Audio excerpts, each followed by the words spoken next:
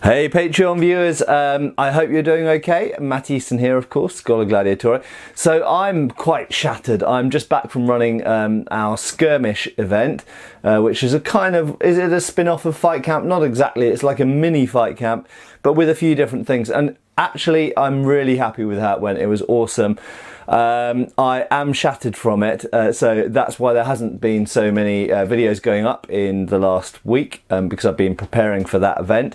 But one of the great things about Skirmish being smaller and being in the site that we're running it at, and it will be running again, definitely, so keep an eye out for that if you're interested in attending. But one of the great things is there's essentially 4 elements to it, okay? You've got classes like you'd normally have at any HEMA event, but then there were also melee games going on for a lot of the time, and then there was blacksmithing with Paul Binns, the sword maker who made my falchion and various other things I've got, the Anglo-Saxon sword I've got as well, and does he's a legendary sword maker. He does really great pattern welding in particular. And then there was also Will Sherman, who's a warbow archer. He shoots up to about 140, 150 pound draw weight longbows, but he also makes longbows, makes arrows. My lumpy bumpy longbow is made by him, and he was down there, and we had an archery range as well. So those 4 things, classes, melees, blacksmithing, including have a go blacksmithing, and archery, both demonstration and hands-on kind of, have a go stuff as well, and for people who are archers being able to bring their own stuff down. And it was brilliant, it was awesome, and I'm really happy with it. I'm definitely going to be looking at doing some more archery based events, and that's actually mostly what I'm talking about here. So what probably most of you aren't aware of is when I started making videos some years ago. Now it's more years ago than it seems like 3 or 4 years ago, but it's longer than that. I did a few videos about archery, and it was always something I wanted to do a bit more of, and I will, and it's something I've never really got around to, but that's partly because of the logistics of filming videos involving archery while myself not being a regular member of an archery club. But I now have the use of a bit of land, and given that it's supposedly springtime, although looking at the weather you wouldn't know it at the moment, I am going to be able to get outdoors into the field that I have the use of, and hopefully do some archery related videos. But when I started doing some videos about archery, one of the things I picked up on at the time is I became aware of trick shooting, trick archery, and I enjoyed watching the videos and stuff, but then I had a few things to say about trick archery in application to historical archery and the use of heavier draw weight bows, basically. And so I made a video talking about how the fact that a lot of this stuff you just can't do with the type of bows that you were actually historically used, at least in European and Middle Eastern warfare, with heavier draw weights. You can't shoot so fast with them, you can't shoot in the same ways with them. And in many cases you simply wouldn't want to necessarily shoot like the speed shooting stuff. You wouldn't want to necessarily shoot that quickly in like 99% of situations, because you'd run out of arrows. Okay, now that's not to say that it's useless. It's a great skill to have, but simply to say that in most applications in warfare it wouldn't be useful to shoot that quickly, because arrows, basically, you run out of ammo. Okay, so it's a bit like if you imagine a modern rifle, a battle rifle, has a 30-round magazine.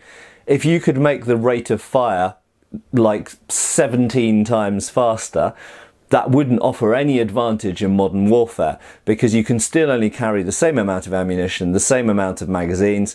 You can only reload those magazines into the receiver at a given speed, so it wouldn't offer any advantage at all. And of course you can make repeating firearms shoot at a higher rate of fire, but it doesn't necessarily confer any advantage at all. And it's a similar thing with bows. But again, not to say that there isn't some situation. Now, getting around to the point here, the video that I made criticising speed shooting, ironically, I put out about 6 months before the internet sensation known as Lars Anderson hit YouTube, and hit every other bit of the internet and news and TV and everything else. And it's funny because that video came under a lot of flack from people who loved Lars's stuff, and Lars's videos are are awesome. He does some amazing stuff. He's got some amazing skills. So I came under a certain amount of flack by people who thought that I was trying to ride on the Lars Anderson bandwagon or criticise him or pull him down or whatever. And the irony is that I did that video before anyone had heard of Lars Anderson, so it was pure coincidence. But what I don't talk about publicly is that I actually communicate with Lars Anderson.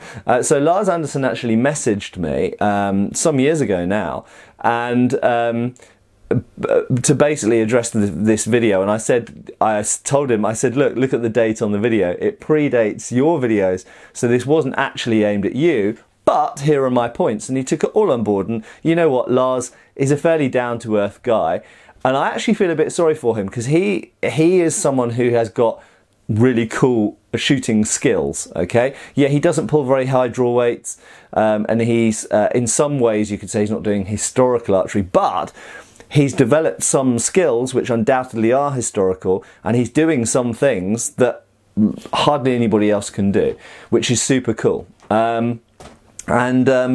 Yeah, and you know, he'd come under a lot of flack and a lot of criticism from archery people and HEMA people, all sorts of different people, and I guess he was a bit upset about it, and it's understandable because, you know, some people just aren't as thick-skinned as me or some other people who just don't care about the criticism so much. Anyway, to cut a long story short, I've had occasional ongoing dialogue with Lars Anderson, and we're now talking about doing some sort of collaborative video. So anyway, hopefully that will come to fruition. I believe that he's got some new stuff in planning, and I also believe he's been training some people to shoot in the way that he shoots with heavier draw weight bows. So that's all fascinating, interesting stuff. So there we go. So really, to say two things. Firstly, just for you guys, and this is kind of private, that's why I decided to put this just for you, just for my patrons on Patreon, just to say that this is something that I am intending to do in future videos. I'm intending to do a bit more archery stuff when I'm able to, with longbows, recurve bows and all sorts. And I'm no fantastic archer, but you know, I think I can make hopefully some interesting content. Hopefully I'm going to do something with Lars Anderson, and just to give you a heads up that there is more stuff coming from Lars Anderson. And finally, just to say that missile weapons in general. So not only would I like to do some more archery stuff, and I will do some more archery stuff, but in addition to that, I would like to do some other historical missile weapons, particularly including, you know, things to do with javelins and maybe slings, this kind of stuff. As it happens, I'm reasonably okay at throwing spears. I used to throw javelin for my school, as it happens, but I'm not particularly good anymore. I'm very rusty on that. Within the context of athletics, incidentally, don't think I went to some weird Spartan school or something, but my school, I was on the school athletics team, and I was on the running team, and I was on the javelin. I was throwing javelin. The one thing that I probably won't be doing, and that's what I'm holding below the camera this whole time, is stuff to do with shooting. Now, many of you know that I do shoot, but the simple fact is that YouTube these days is just so, I was going to say unfriendly, but it's more than that. It's hostile, really.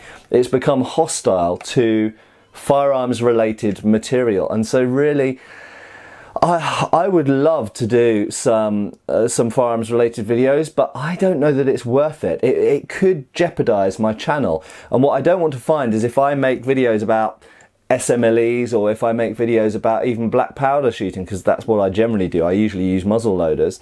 If I do videos about that, I don't know if it's going to come and bite me in the ass, basically, as far as the rating of my channel is concerned in YouTube's eyes.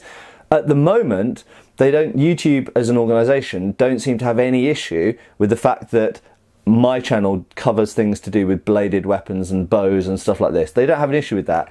But for lots of political and current affairs reasons, they are not too keen on firearms, I'm afraid. So, much though I would love to do a little bit of firearms stuff, I'm not a firearms expert, but I know some stuff about certain types of historical firearms. Much though I would like to do firearms material, I just don't think it's worth it, unfortunately, for the channel. And there are great firearms channels out there, so and many of which I watch. So Hickok 45, Cap and Ball, and a whole bunch of others, for forgotten weapons and all that kind of stuff. So there we go. Right, I'm going to wrap it up there, but hopefully quite soon you will see a few archery related videos out of me, and also I'm going to get out into that field. It's the same field that we ran the event Skirmish in this last weekend, the one that I'm recovering from at the moment, and yeah, we'll see some new types of content. And also, just to say, I filmed a couple of, I think, good videos